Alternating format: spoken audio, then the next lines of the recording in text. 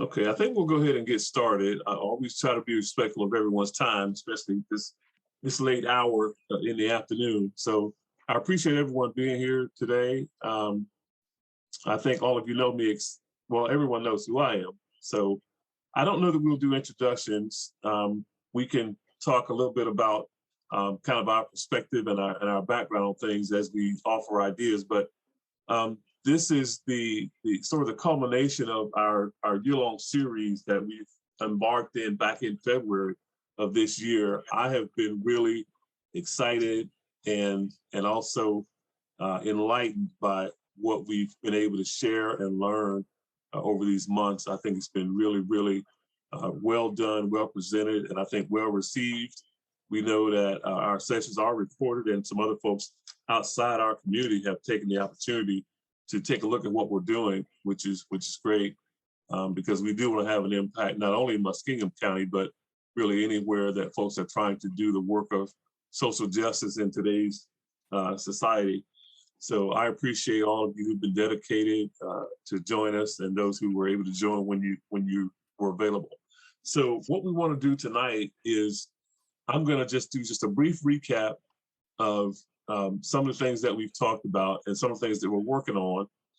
And then I'm going to introduce our facilitator for tonight, Mindy Yoakum. Mindy is a friend and colleague of mine, and I asked her to step in tonight, even though she's not been a part of our series, but she has had an opportunity to review the work that we've done and what's been presented. And she's going to sort of facilitate our conversation and then tell us what we want to leave here with tonight. At the conclusion of this session, we will try to keep it to about an hour, again, just being respectful of time, and that will include some discussion at the end, a little bit of discussion towards the end.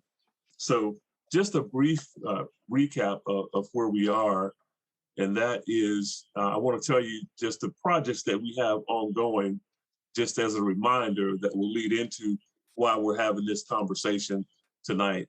And so the projects that we have committed to at this point are really several things. One is the tax assessment, the tax appeal clinics that we're going to offer along with Southeast Ohio Legal Services. So that is something that is our initiative. Southeast Ohio Legal Services is going to support us in doing that. So we're looking to do that in late January through March. And then the second piece is the implicit bias training that we're going to offer. And we've engaged someone to do that. We've acquired some funding for that. We're working on some additional funding. So that is we are the lead organization with that, but we're going to invite some other organizations to participate along with us. We're going to engage a trainer to do that. The third piece is also going to be a grant-funded project where it's a partnership along with the enterprise community, James McDonald and his group, and we are going to build that project together and offer the Career Connections Camp in June of 2022.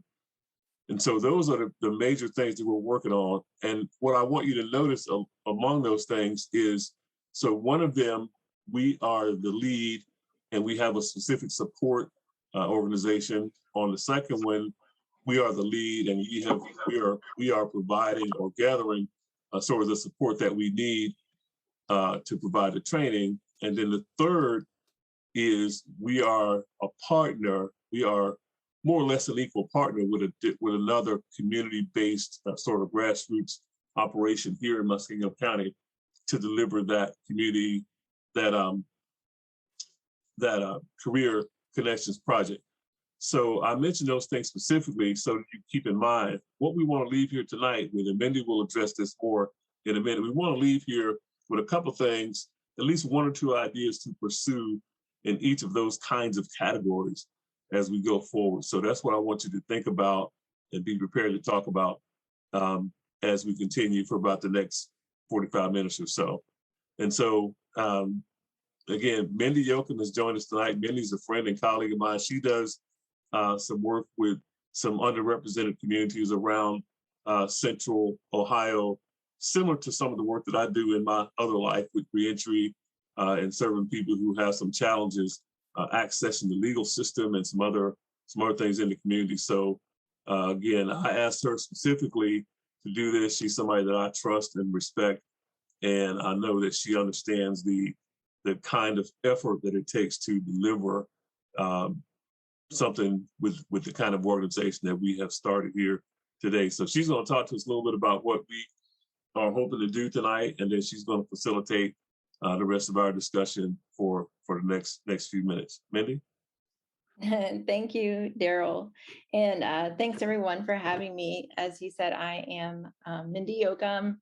I live in Columbus, but Daryl and I have known each other for multiple years now. I work in the justice system, helping people access legal resources, especially people may not typically have that access. So I'm really excited about the work that you're doing down in Muskingum County. And I'm excited to be here because we're coming up with actionable ideas that we can walk away from this meeting and get to work on, which is right in my wheelhouse. One of the, I'll probably digress like 700 times, but one thing that I talked with Daryl about,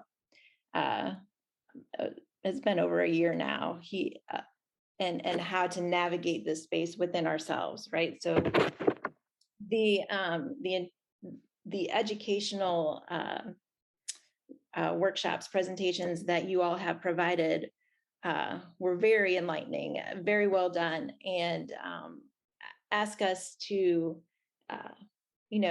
look inward so we can serve outward, right? And one of the things that was most impactful that Daryl told me is, stay in your wheelhouse, make sure that you understand what you're good at and do that. So that's what we're going to do tonight. We're going to figure out what we're good at, and we'll do that. Okay.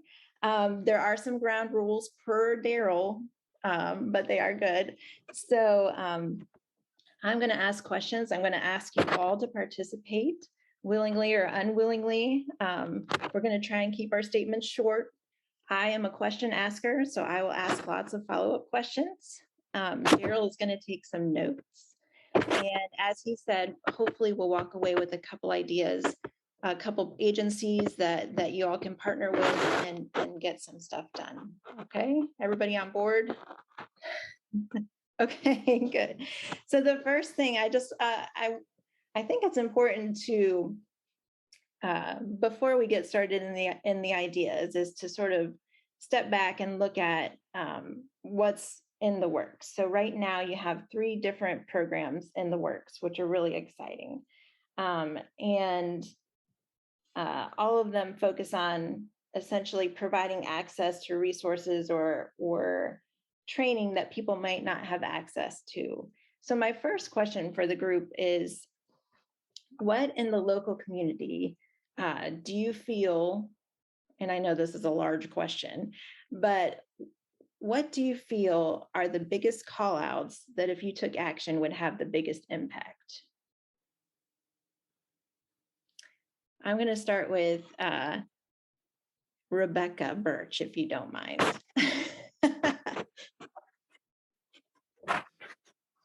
And you're on mute, so don't forget.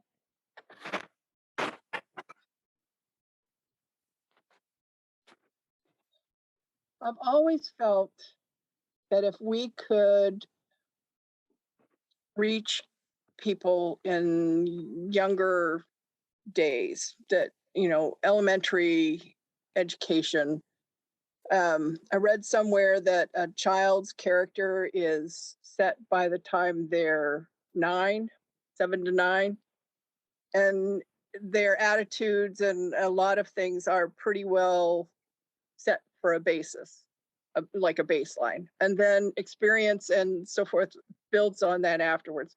So early education has always been something I have felt was crucial.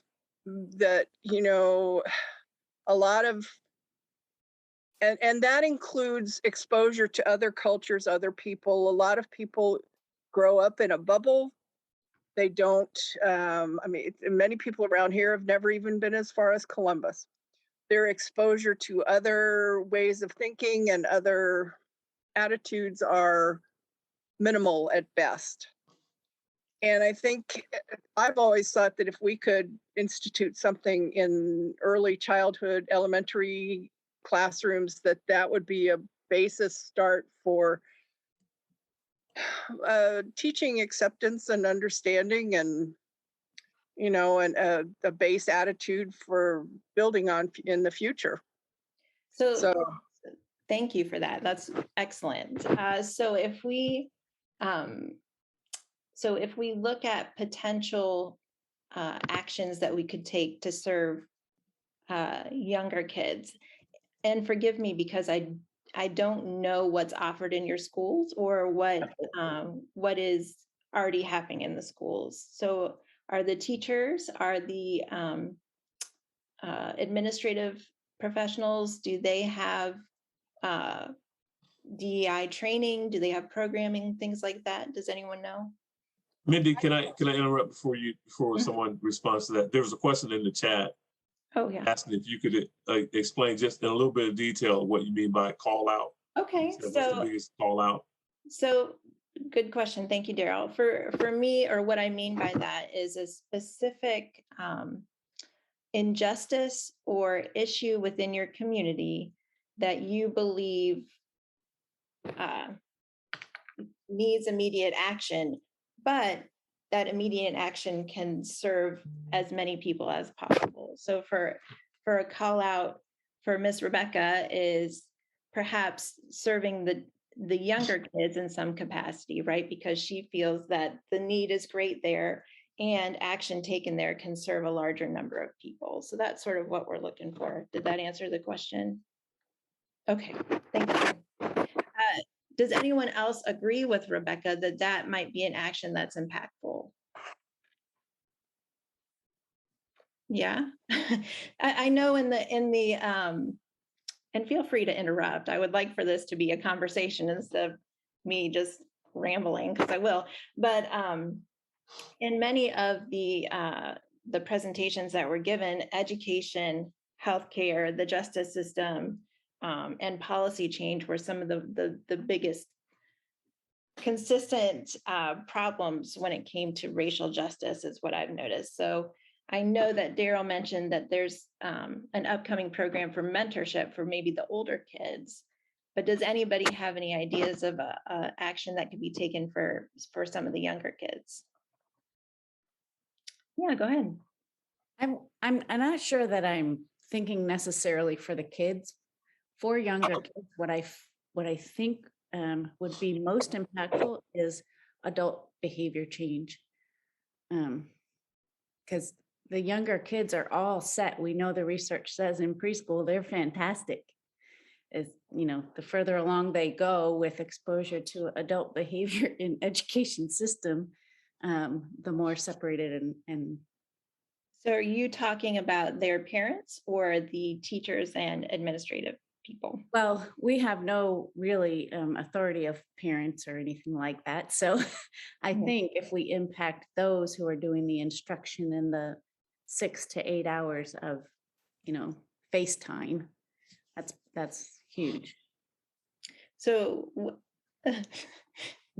lots of questions. So what are some actions that could be taken there? And that goes back to, I think, the question I asked, is anything currently being done within the schools? Is anybody aware of?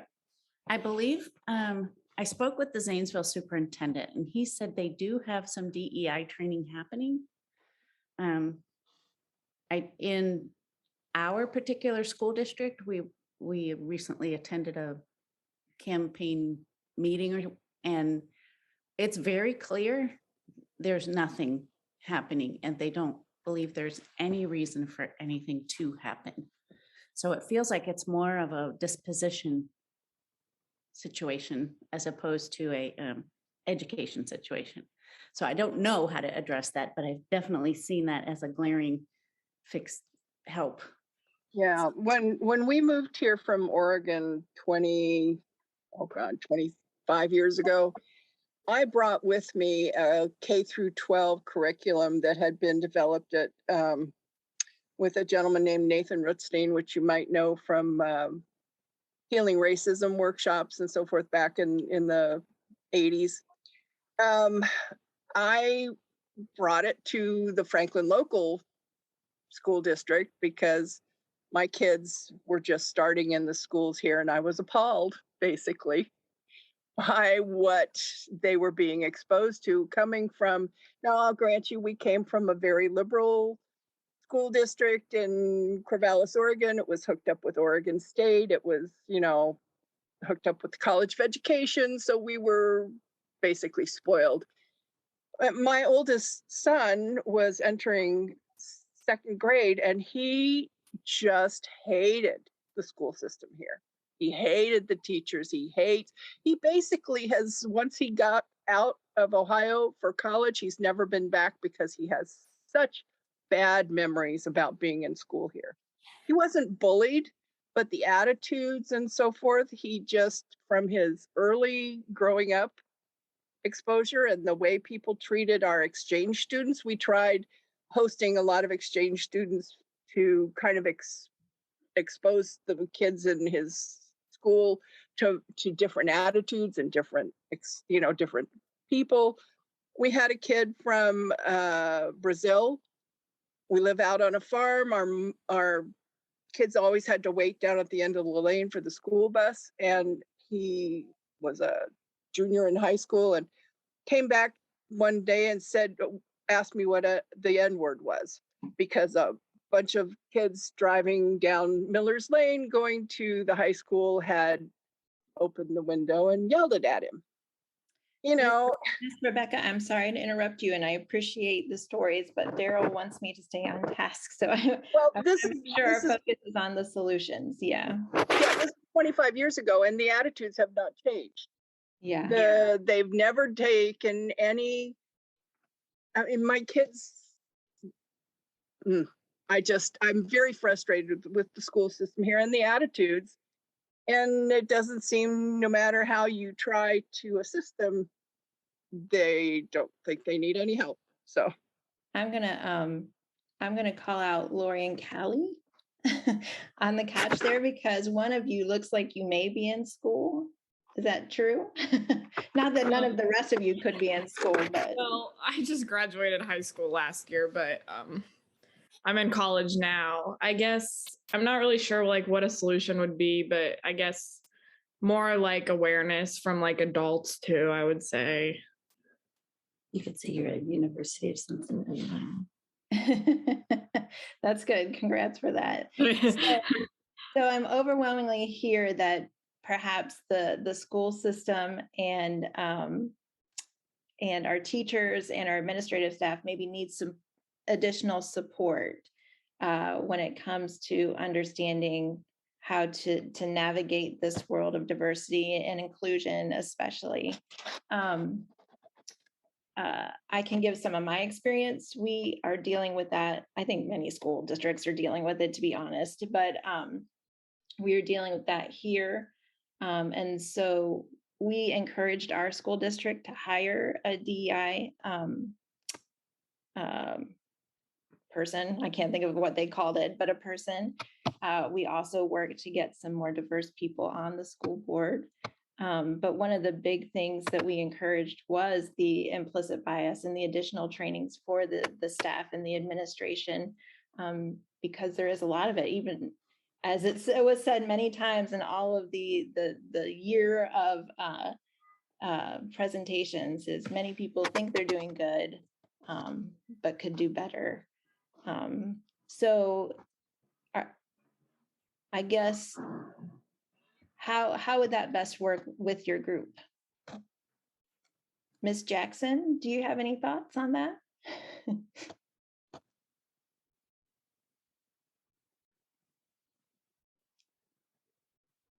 I think I heard my name. Oh, yes. I was just asking if you believe that, so we're talking about potential trainings for the staff or some way to take action to make sure that our teachers and our staff members at the schools in the county are inclusive, can understand diversity and implicit bias. Is that something you've considered? Or do you have any ideas that could help us to take action to help them? Okay, yeah, I definitely believe that we should have more diversity education in the school system. And it should start at younger ages. I think I heard Rebecca talking about that earlier. Um, there are K through 12 curriculums that can be used for students. Can you hear me? Maybe I need to be a little Oh, closer. no, we can hear you. We Yeah. hear you. And the I, the diversity education and also civics education, because a lot of the policies and so forth, historical policies have been discriminatory, and so if students could understand the dynamics of civics and their responsibility and role in that as they get older and are able to participate more. I mean, they can participate while they're very young in the community, but when they're able to vote and so forth, if they have a background in that, that could help them to establish some policies that would be more equal. So, but at the same time, have diversity education. And I think teachers really need to be educated about implicit bias and all the different aspects of varying cultures. But the focus is so much on studying for tests and so forth like that. So a lot of them just don't take a lot of interest. My experience there has been that it's been very sporadic, not a part of the curriculum. So when I taught in the Zanesville City Schools, yes, I taught it, but it wasn't something that every teacher is going to do. And it needs to be something that every teacher does. Yeah. So I think I want to shift gears and talk about what's in the chat in just a quick minute. But I think overall what I'm hearing is that potentially some implicit bias or some sort of support provided to the teachers and staff at the schools may be an action that you all could take or we all could take. Does that sound accurate? So what I would like to share, Mindy, is I know Dr. White has something. The implicit bias training that we're thinking about doing will include educators, not necessarily classroom educators in the first round. It will include superintendents, other sort of executive, excuse me, executive administrative level folks in the education systems. So our target is to have them as part of that training. So is there a way to hold them accountable once the training is done? That might be the crux of the matter, but I'm not sure what Dr. White wanted to say. Yep. I was just going to say that doing anything with the students right now is just going to be counterproductive.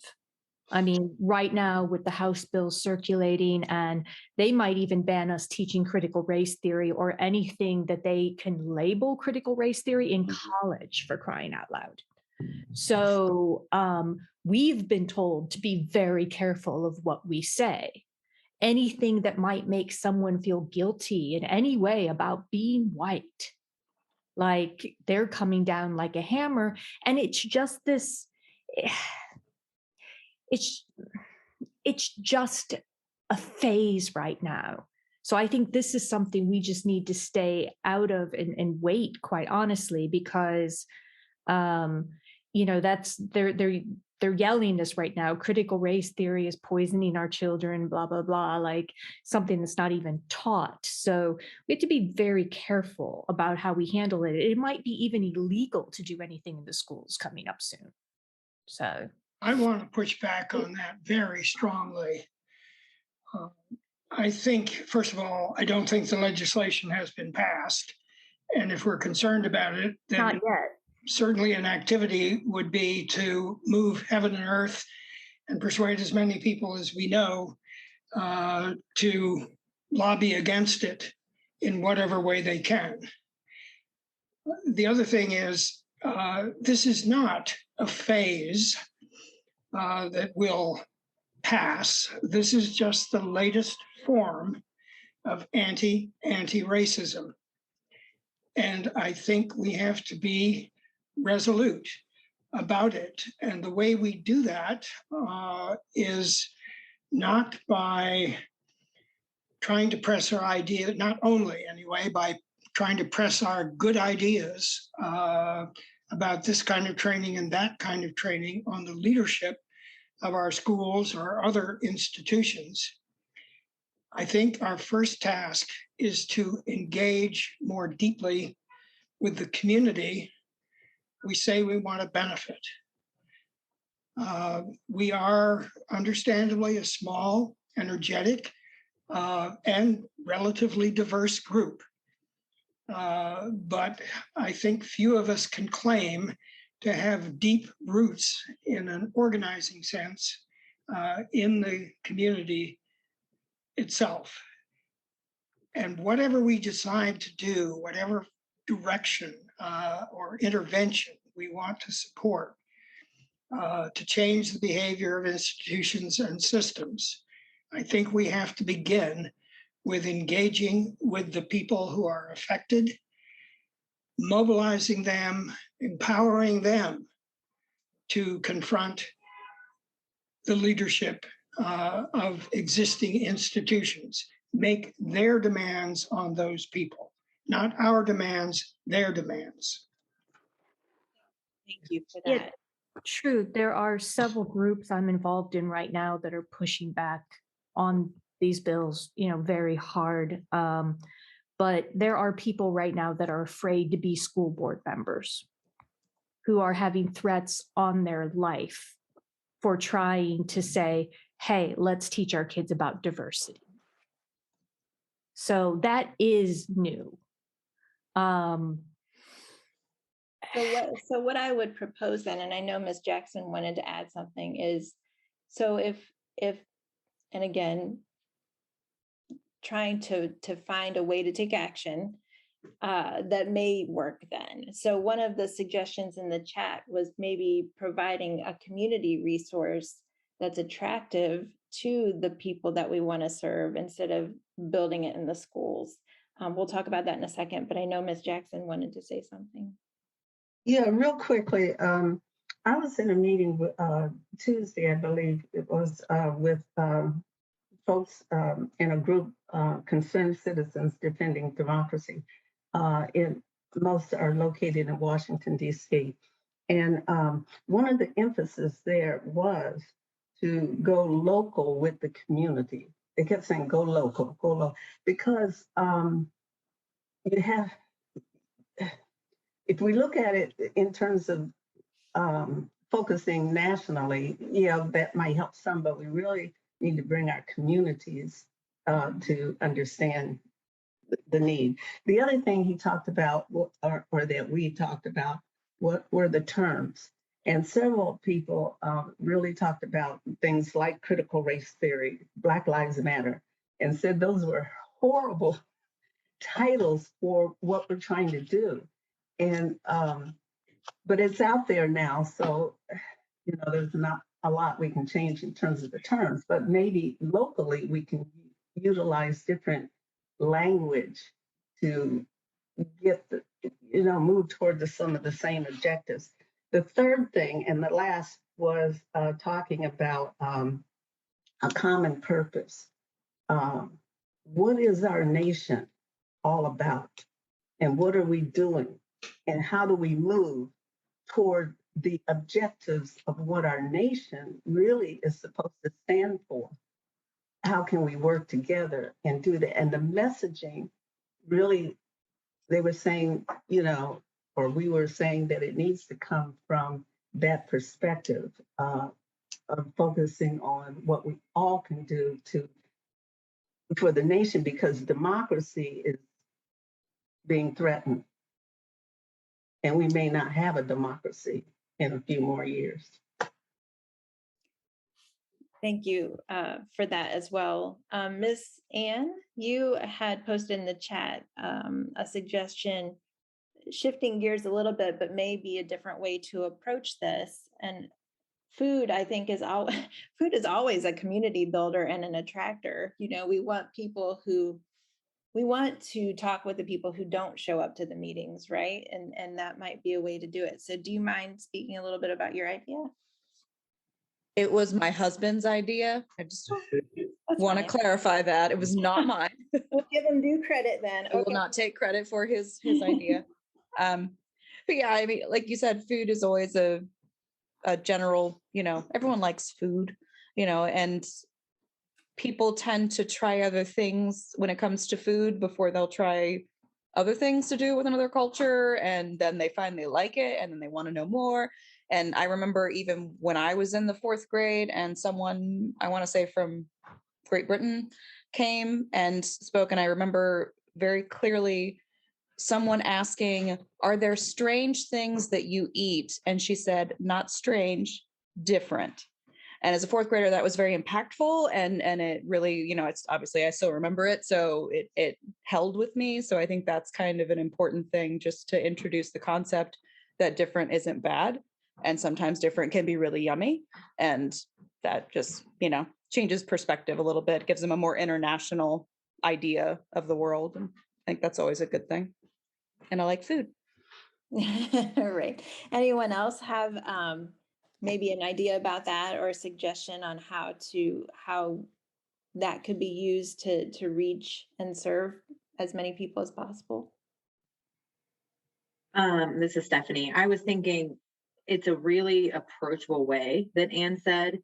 It seems very mild and simple, but it takes no cost of our own time to mention Black owned and other owned businesses around the community and to support them and to enjoy food from and encourage other cultures who have restaurants here for people to try it. So for instance, we have Happy Donuts on Maple Avenue, and I know that it's like a crime to mention anything besides Donald and Daryl's, but Happy Donuts does have some really interesting food, and they're owned by a Cambodian couple. And if you know their history, they escaped during the time of Pol Pot, and they're here. The gentleman is Cambodian. And when you go, you can have a really good conversation with this couple, and you can learn a little bit more.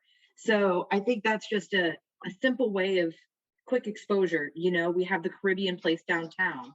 Awesome place to go, awesome place to eat and support. So that's a quick and simple way, I think, that we can help and support people and expose kids who may never leave Muskingum County. My husband never left Ohio until after he was 18. And you hear over and over of kids who don't know anything about those funky foods like jackfruit and Kroger, things like that. So it helps the board. Here's an idea that may blend a couple of things that we talked about. Rather than just talking about the culture or the food, or suggesting that people try, what if we could work out a way to bring some of those vendors and restaurants, some of those folks into the school, into the elementary school, and have, I know Muskingum or one of the universities has a taste of just like certain cities have taste of whatever city. So if we could do a taste of event in some of our elementary schools in Muskingum County, and get the folks to come in so they can not only share the food, but if somebody mentioned in the chat, they could share their language. They could introduce all the food in their native language if they choose to, and what it means and how it's prepared, and those kind of things. That may be a way to hit the target with starting the conversation about cultural awareness. I don't like to use that word, but learning of the cultural appreciation among younger students, and have an impact in the community, and obviously support some businesses that are owned by folks who are from other populations and other cultures.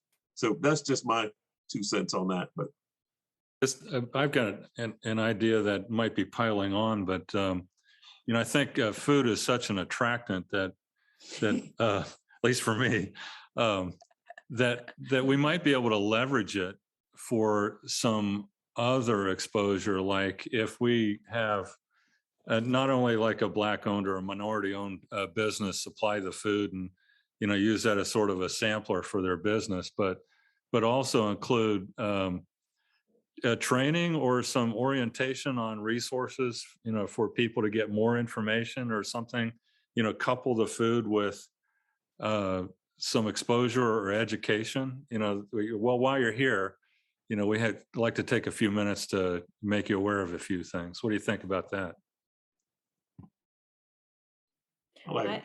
I like it. And I think Miss Rebecca has something to say as well. I think that it would be so interesting to also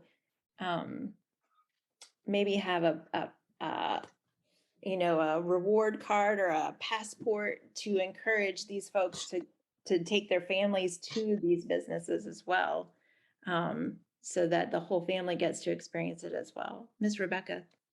Well, I was just thinking, the passport to Muskingum County program that was going on for a while, where you visited certain places and got like the wilds and whatever, and got a stamp in your passport. If we could come up with something like that, have minority-owned businesses and so forth have a passport, say, I visited here, I went to the Caribbean place, I went to the, but that's few and far between. I mean, basically, I can think of 3 restaurants that have different foods. If we piled on the OUZ international thing, which is done, I think, by the catering students, the food services students. The ethnic food fair. Yeah, the ethnic food fair. And somehow could have like a monthly foreign foods dinner or something where people could come and we would introduce foods and have a program. When we had the exchange students, sometimes they would go to visit the schools and talk about what their culture was like, and I would cook something and take it to the school when my kids were in elementary, and so they could taste some other flavors. And if we could do something, because first you have to get them there and then you get them to listen. And if they had some sort of a monthly thing or a regularly scheduled dinner with different presenters from just different cultures, I think that would be something that might get more attention than just well, I don't know. I just think that, the more often you can invite people to something, and food is, like you said, Tom, a great draw. Anytime you want to have people come to a meeting in the office, you say, well, there will be, pizza, and people will show up. That's always, I think, a good draw. So that would be my suggestion, some sort of a passport program or something to a monthly event that introduces people to other cultures and ways of thinking. Awesome. Well, I think that we have a solid, good starting jumping point for idea 1. So let's maybe think of another project or issue that we would like to take action to solve. Does anyone else have, as I said earlier, a call out and a potential idea to help take action? Ms. Jackson? Okay, I'll respond to that question in just a moment. I just want to go back a little bit, because when I think of food is wonderful. I love food, but it is kind of like at that surface level of understanding of culture. And so we would need to do more to get at that deep structure of culture. And because the food does typically does not change people's behaviors or attitudes. So anyway, just a point. And just in my experience, I think that the purpose is to build the relationship, right? And I think that that's what everyone was talking about, is to lure people in and create the relationships. The more education can happen. But yes, go on with your other. Okay. The other thing is, I don't know if we're staying on education or moving, but the whole justice system. We're talking about justice, and yet there's no justice in the justice system, or very little. I mean, so that would be the police, the attorneys, that whole legislative system, somehow addressing that. You're in my world now. Yes. Okay. I'm with you. So, and somebody else maybe, or I would love other people to speak on experiences in the justice system and where you see gaps and where we could help with solutions.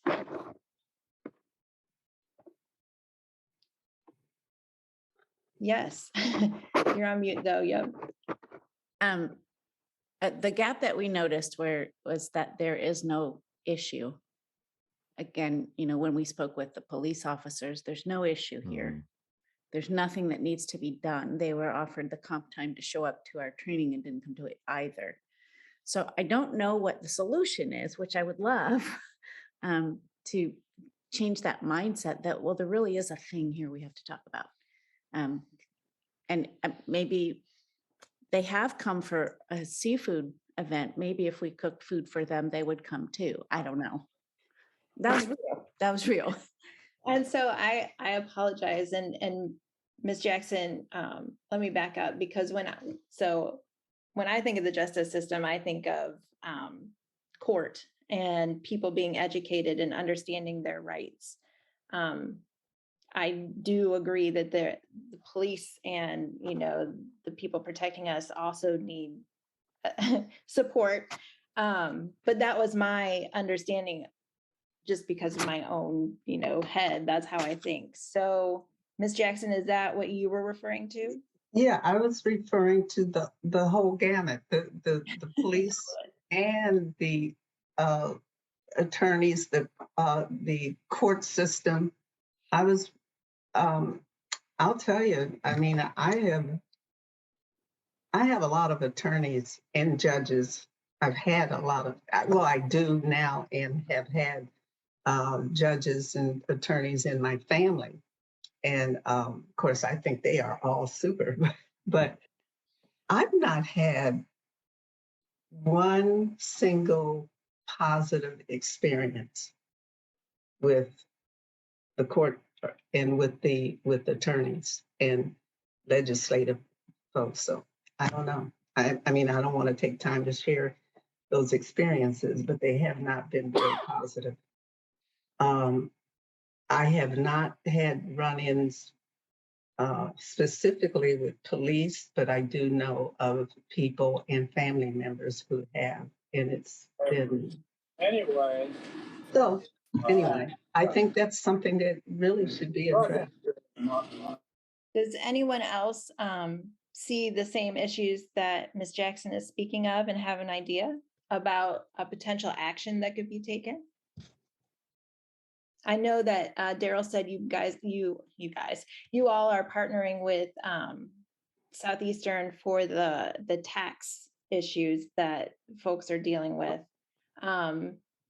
Again, in my experience, I spend a lot of time educating people on their legal rights. Is there a common legal issue other than the tax that a lot of people are dealing with? Do you have landlord issues? Is it just understanding your rights with the police? What sort of things are happening in your county?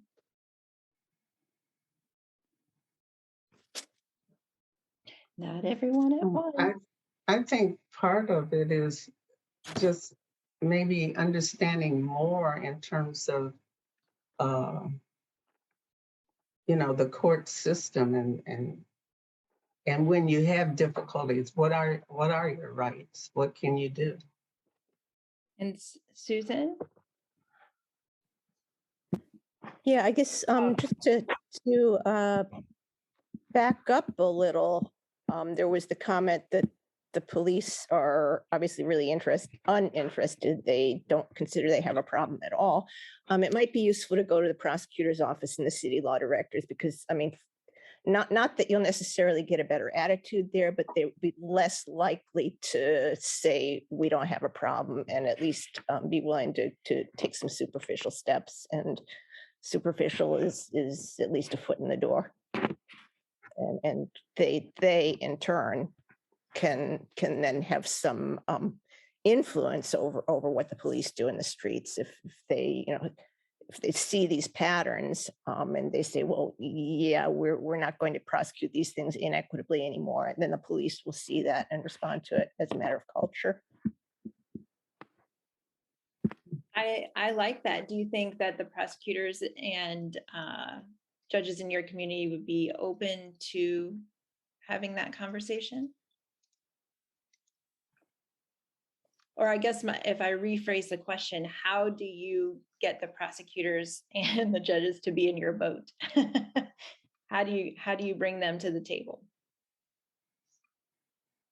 Yeah, hopefully somebody else has ideas on that, because I've been apart from that system for quite a while now. I don't know how constructive this is, but whether it's the police or the prosecutor's office, I think it would be ill-advised to approach them as saying that we think you're misbehaving or you're not treating a community the way you should be.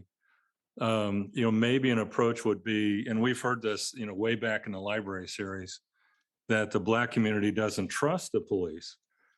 Well, that doesn't actually have to be deserved. You only have to watch TV to know that some police don't behave well, and particularly towards, Black men, and that by itself is enough of an issue. You may have the perfect police force, but if a portion of your community doesn't trust it because they don't know it, then you've got an issue. And I think, from what Susan said, if we can, even superficially, superficial action is still action because it shows that a department cares what a portion of the community thinks. So if we can find a way to approach either the police department or the prosecutor's office or whoever it might be, in the legal system, and not point our finger at them, but say, listen, we can do better, and maybe it's not your fault, but there's a portion of our community that doesn't trust you or doesn't know how to navigate the system, and we want your help. I think that's an excellent approach. I think because I live it, I feel like, but I think that especially when you're dealing with people in that world who probably already feel like they're attacked every day for doing their job, if you could potentially approach it as, in order to make everyone's life easier, if people understand their legal rights, if they understand the process, if they understand the expectations from the prosecutors and the judges and the police, then perhaps the whole system will run more smoothly. That might be an approach that could be taken, because I agree with you. I don't know how receptive they're going to be, but please, someone else jump in. What would be the possibility of having, I don't know if you call them a mentor or support, for people who are dealing with the system, to have a support person go to court with them, or to go somebody who is more versed in the system and say, okay, this is your right here. I mean, a lot of people don't understand their rights. They sat through government and just graduated and didn't care anymore. They don't understand that they have rights. And, I know public defenders are what a lot of people end up with in this community. And they have, just like social service people overload of casework. And when you are that overloaded, your attention to a specific case is minimal. You do what is necessary to get it done, and that's it. If there was somebody not within the public defender's office or the court who just could go with a person to court and say, you can question this, you can, this is within your rights to ask for this, you can, just to be a support and somebody who could say, wait a minute, you didn't follow this step or you jumped here or whatever, a little extra help. I don't know how feasible that is, if you'd have to be trained or if you could just go as a concerned citizen, or I don't know how that would work, but at least there would be, somebody not within the cogs who could say, hang on, you aren't doing a full job. You aren't considering this. And that well, It it's have to be approached in a very gentle, non-accusatory manner, but at least to have somebody else there who could say, help somehow. I don't know. well, I think that so you'd have to be very careful as an organization to be doing that. I think potentially if you could partner with the bar association in your county, local attorneys, things like that, or just build resources for those folks on common legal issues, that might be helpful. Susan, is that a new hand up? It is. I also put in the chat, I think you could use as a model the victim advocates that go with people to court, because they obviously are not practicing law. They also have to tread that fine line to make sure they're not practicing law, but there's somebody who can just be there as a support person and to help the person navigate through the system. And so that, maybe even we could take a look at what training those people have and use that as a model for, defendant advocates or tenant advocates or whatever. Mr. Hamilton? Yeah, I think we have a couple of precedents within our own experience in this group as an approach to this issue of justice, but to any of the issues we might want to tackle. And that is, first of all, what we did in the tax assessment case. Evidence of differential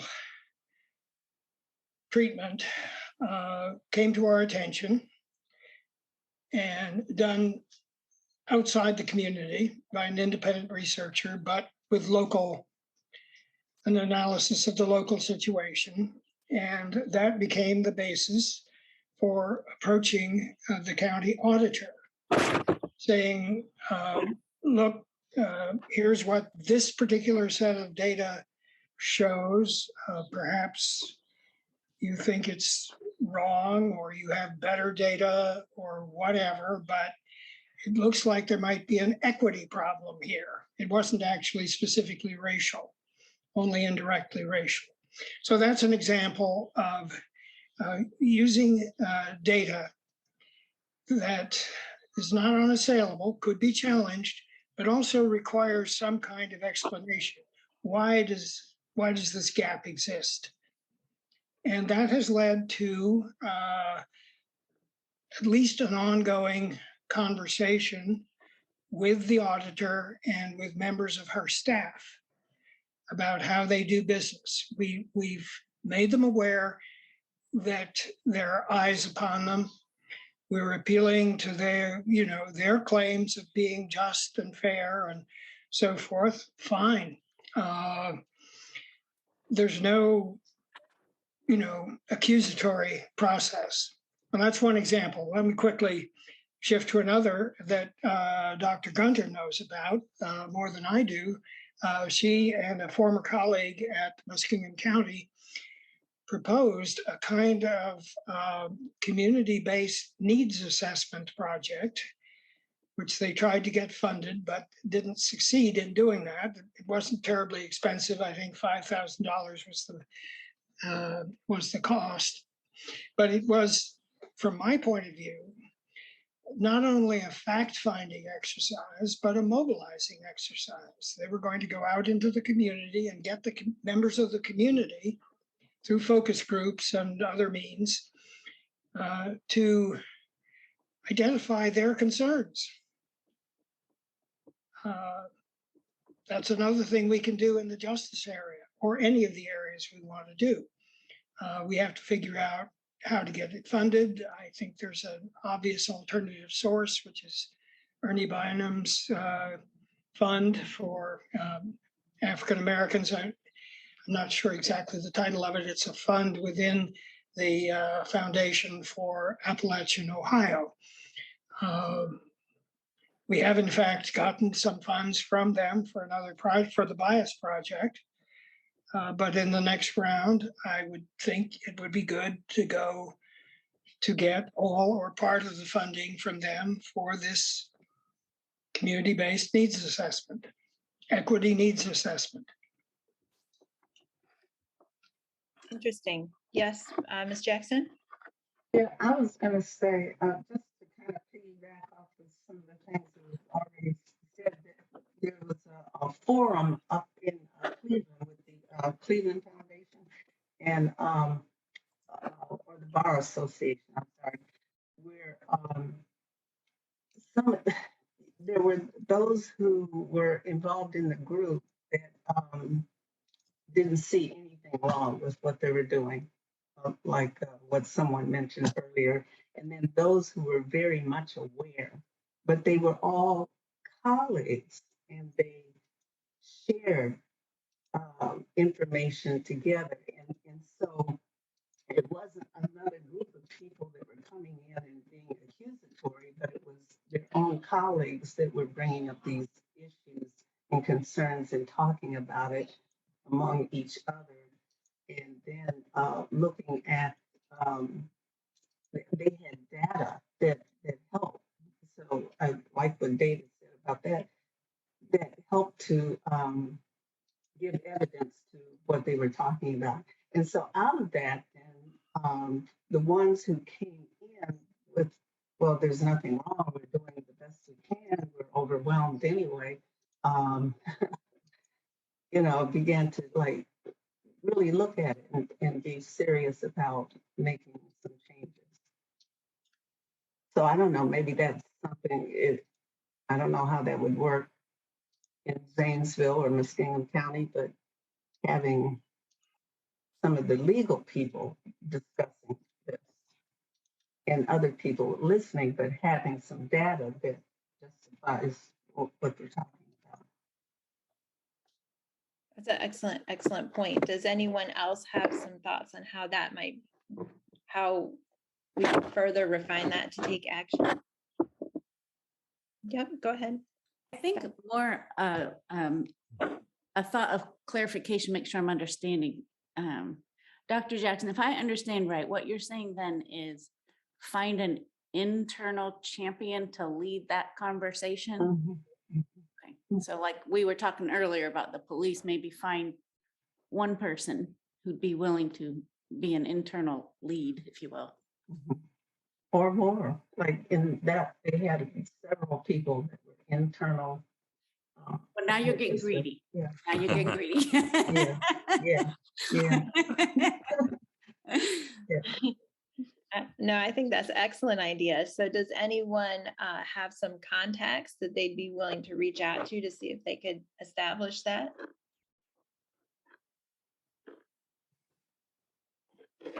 And you can think about it too.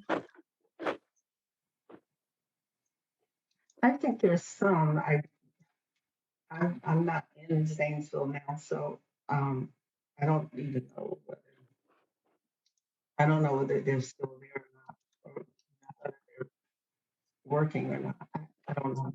I'd have to think, kind of look into that.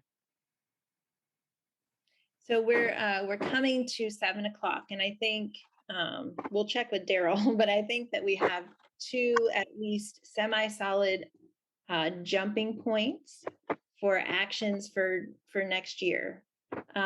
What I would like to do now, though, is ask each of you. I think this is voluntary, isn't it, Mindy? It's yes, it's voluntold, as they say, right?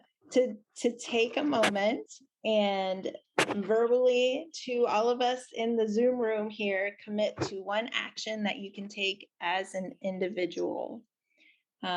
So I am going to call somebody out, and it's probably, my screen looks different than yours, but I'm going to start with Daryl because he's at the top of my screen. If I may give a little bit of context to the request before I give my response. So what we're hoping for, folks, that what Minnie's asking us to do is, we heard a lot and learned a lot about allyship, what it is and what it isn't. We learned about culture, we learned about race and racism and those things. And we've talked a lot about what we can and should do as a coalition, what we can do with partners and what we can do with support. But if you recall, one of the things that I talked about extensively early in our series and repeatedly was commitment and individual commitment and change, and where it starts, which is within. And so what Mindy's asking us to do is, if we're willing to, is to publicly commit to something that you will do, some action that you take moving into the coming year. Maybe you've already started. But I think a big part of accountability is accountability to your peers, people who are doing the same work and sharing the same kind of thinking that you're sharing. So anyway, with that, my commitment is to not only continue, but increase taking opportunities in every setting, and I already do it, but I can do more to do something that we learned, I think, in one of the sessions with, I don't know if it was Dr. White or one of our other presentations, about thinking about calling people in versus calling them out. You know, when do we have a conversation with someone and say, that's not okay, and, you know, and call them in, or call them out? Or when do we say, you know, let's talk about that. Let me talk to you about why that's not okay, or why that makes people feel a certain way when you say or do that. So, okay, so I've been corrected. It was Tom and Dr. Christine. So my commitment is to do more of that. I do it already, and I can tell you, I do it at work, I do it other places in the community. It's not as uncomfortable as you might think, but sometimes it is. But you've heard me talk about before, it's not about being comfortable all the time. It's about doing what needs to be done. So my commitment is to do that more. Thank you, Daryl. Now I'm going to move to Susan, who's next on my screen. If you would like to, I hate to call people out if if you don't want to commit.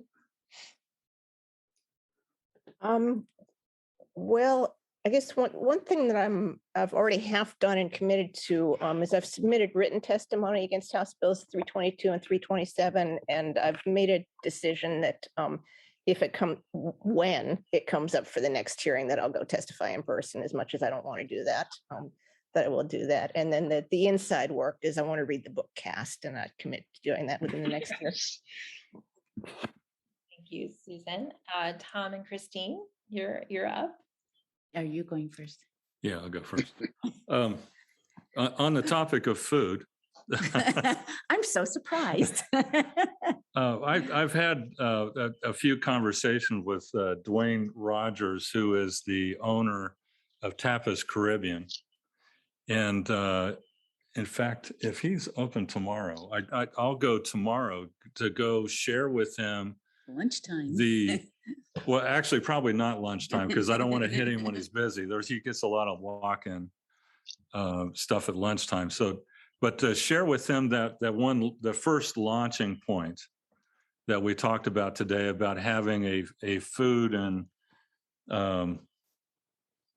sort of like a brown bag kind of thing where we have minority restaurant owners, bring a sampling of their food and then maybe tell their story. Dwayne is from Antigua, and I didn't even know it was pronounced Antigua until I talked with him. I thought it was Antigua, but I mean, the thought of just run it by him, not scheduling anything, or just the idea that we talked in this session about what would you think about if we hosted a minority-owned restaurant event at a local school or some function like that, where you could come and serve a sampling of your food and then tell your story. What was it like in Antigua? What compelled you to move to Zanesville? What's been your experience here in town, and just see what he says, and then I can bring that back, and maybe that's the mustard seed of something else. But what do you think about that? Awesome. Okay. Anyone else want to volunteer? We really don't want Mindy to have to call everyone out, but so if anybody else wants to volunteer an action they're going to take, now's the time. I'll do it.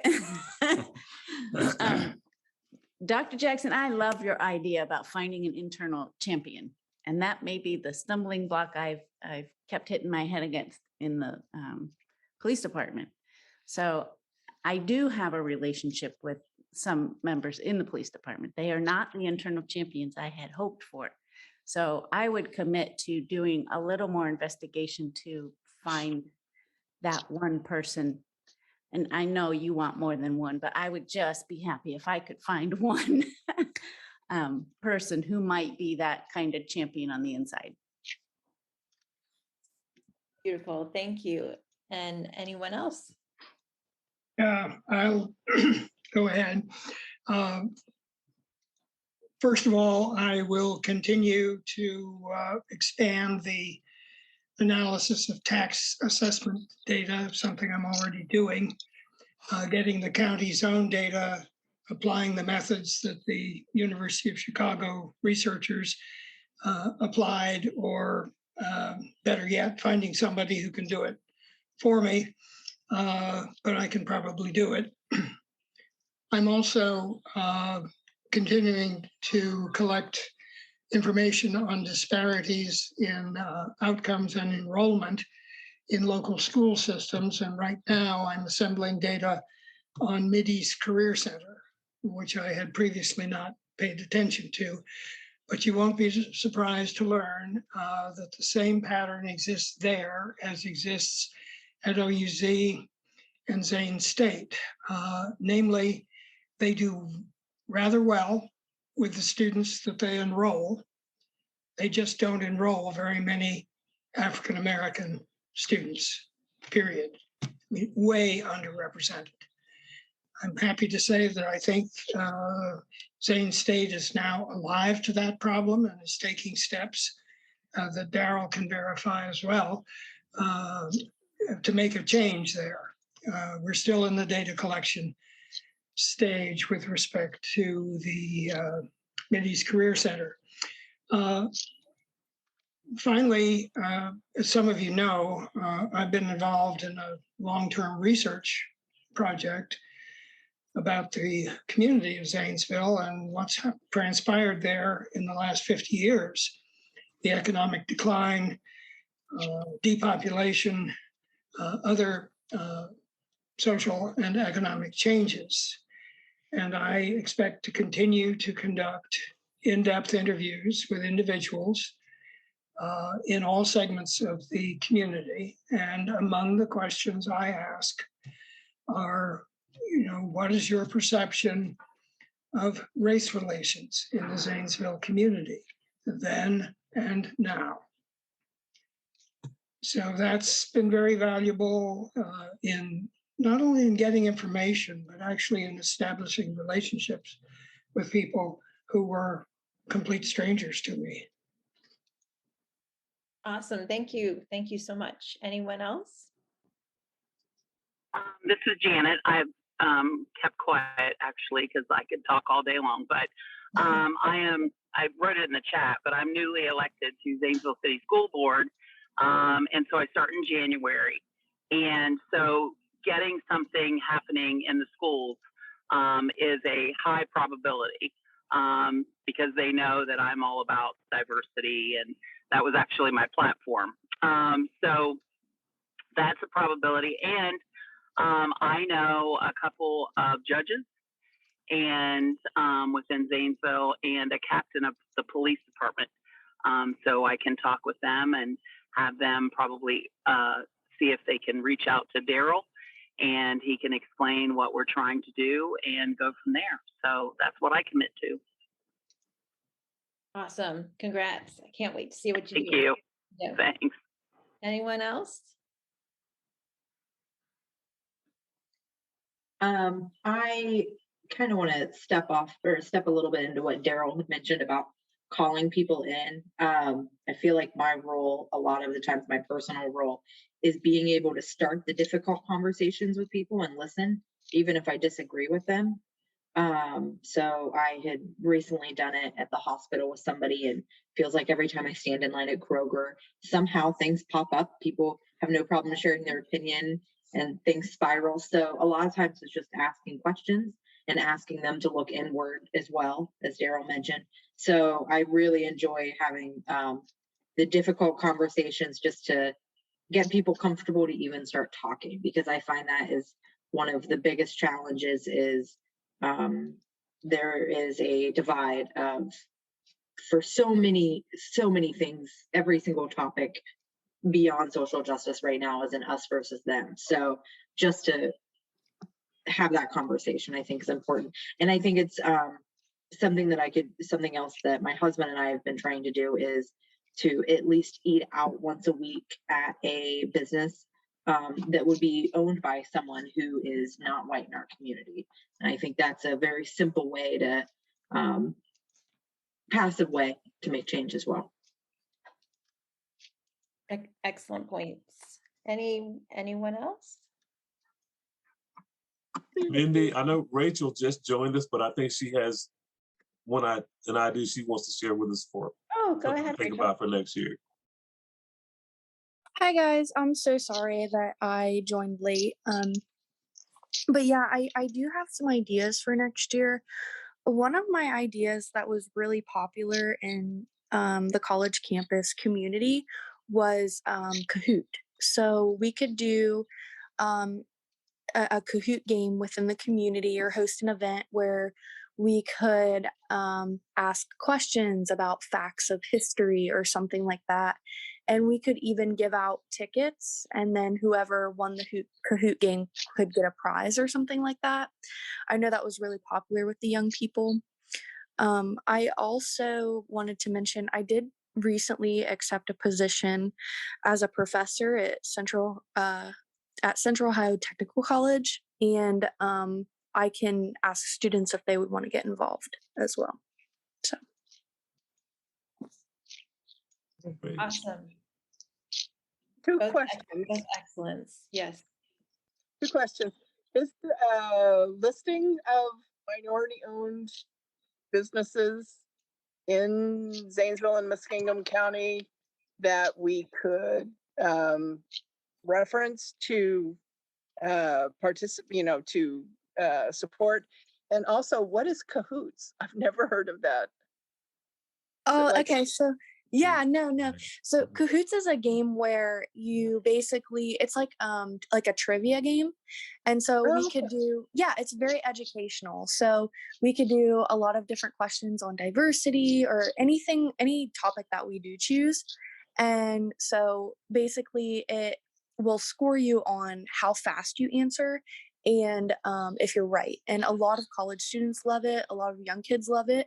And it's a fun opportunity to learn and also kind of maybe give out some prizes and things like that. Okay. Also, we'd got a list of minority-owned businesses from the Chamber of Commerce that's in our Google Docs, right? Yes. Stephanie, do we still have that in there? Yes. Okay. Is that shareable? Just the document? Awesome. I really like that idea, Rachel. And I think maybe in combination with maybe the food trucks and things like that, it might be a huge community event. That would be really great.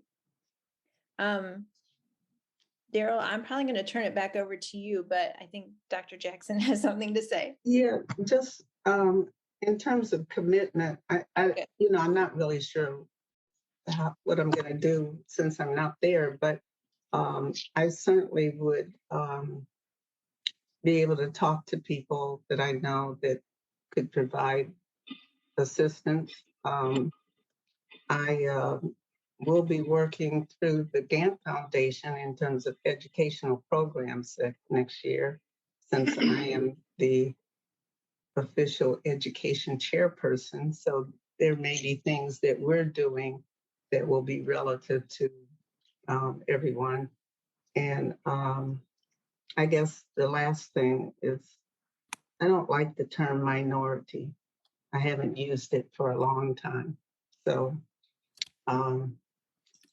if we're talking about a particular group of people, I use that term. I just find other terms. I don't know, minority just strikes me in a very negative way. What would you recommend as a better title for a document? For what document? The one Stephanie just put in there that we got from the Chamber of Commerce, the local Black and minority owned businesses. We should retitle it if that's offensive language. Or even if it's just bothersome. I was trying to see what was in the chat there. It's a document called Local Black and Minority Owned Businesses, and the Chamber of Commerce gave it to us so that we could begin to support those businesses, but we probably need to rename it. So after what you said, what's a better name? Oh, okay. Well, if they're all Black organizations. They're not. They're not, okay.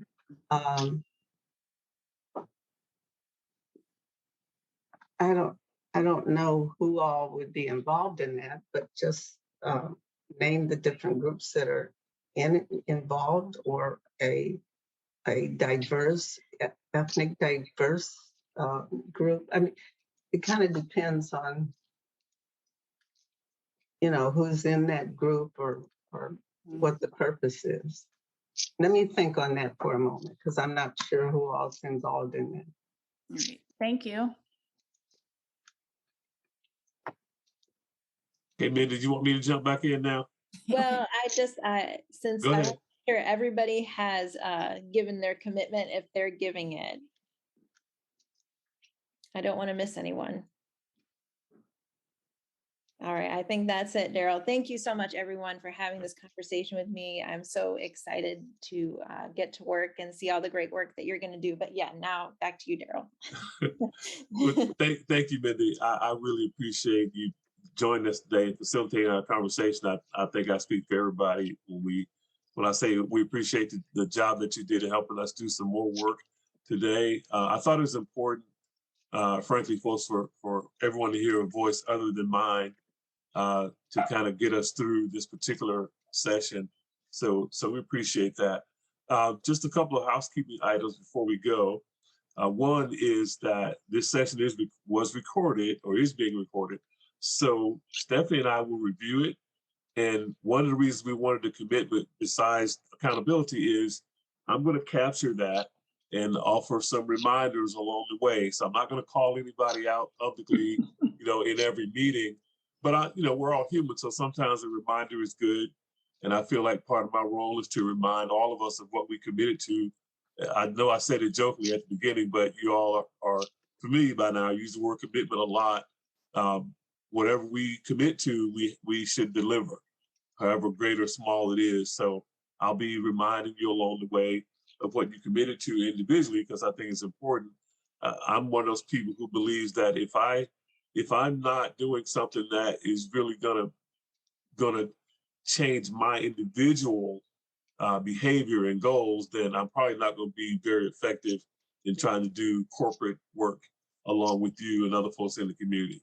So I'll be reminding myself of what I committed to as well along the way, and feel free to remind or challenge or encourage me along the way as well. I appreciate that. So the other thing that I should let you know, Mindy, is that almost everybody in the group here is part of our executive committee. So they're already on committees of doing other work that we're committed to doing. So there's that. And then the last thing, some of you have already committed to reading the book, The End of Bias by Jessica Nordell. If you were one of the folks who asked for a copy of that book, it's at the library. You can pick it up there. If you want to join us in that endeavor, the name of the book is The End of Bias, A Beginning by Jessica Nordell. David recommended that we read it. I sort of seconded that and bought the book for some of us. If you'd like a copy of it, let me know. If you don't have it, and I'll have it. I'll get it and make sure you have it. And Mindy, we may invite you back to facilitate our book discussion, which means I'll send you the book. Okay, thank you, Daryl. Hint, right? Yeah, I know you know. I know you're not that busy. So, but no, I'm kidding, folks. Mindy is saving the world. She is. But I appreciate all of you. I appreciate your time and commitment as always. I think this is a very productive discussion. We do have some things in the works, but one of the things that I like for us to be positioned is to always be thinking about, as we do our best to deliver quality on what we've already committed to, we also want to be thinking about what's the next thing that we need to deliver in the broader scheme of things. So I think we've made some good progress along those roads tonight. I appreciate your time and your effort. Remember, we do not have another formal meeting unless you have a committee meeting. We do not have another formal meeting this calendar year. Our next executive meeting and general meeting will be on Tuesday, January 4th. Executive meeting at 5:30, general meeting at 6:30. Is that correct, Stephanie? Yes. You will get the invitation from me, not from Stephanie or from the library. I will be sending out the Zoom invitations for those meetings beginning in January. So again, I appreciate you. Everybody have a safe and happy holiday. And Mindy, if you can stay on for a minute, I appreciate it. Okay, thank you, everyone. All right, everybody have a good night. Thank you.